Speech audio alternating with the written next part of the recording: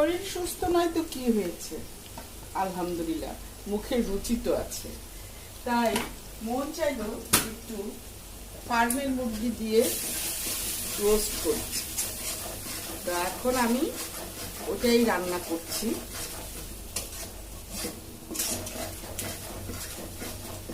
দুধটা দিতে হবে, দুধ নিয়ে আসি। এটা একটু ভাজা ভাজা হোক।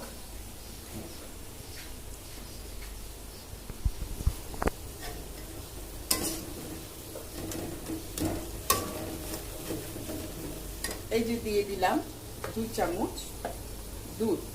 এই গরমে এর থেকে আর অল্প কোনো কিছু, মানে এর থেকে বেশি দিলে আর ভালো লাগবে না।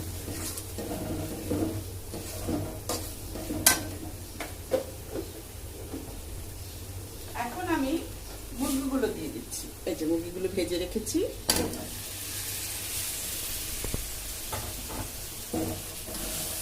এই মুখের রুচির জন্যই তো বেঁচে আছি। খেতে কার না ভালো লাগে। আপনাদেরও নিশ্চয়ই আপনাদের পছন্দ মতো খাবার খেতে ভালো লাগে, রান্না করে খেতে ভালো লাগে।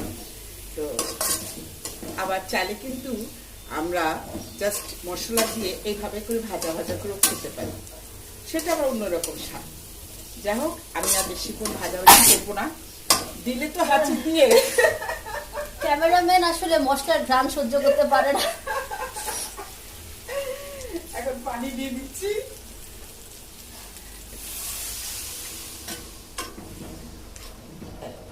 এই দেখেন, আমি একটু লাল মরিচ বেশি দিই। আর আমি ধনিয়া গুঁড়ি খাই না, ধনিয়া গুঁড়ি আমার ভালো লাগে না খেতে। আমার মনে হয় না আর পানি দেওয়া লাগবে।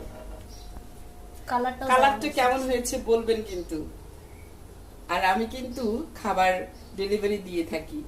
আমার খাবারের পেজের নাম হচ্ছে কি, কেকে কেটারার্স। কেকে কেটারার্স। প্লিজ নক মি খাবারের অর্ডারের জন্য।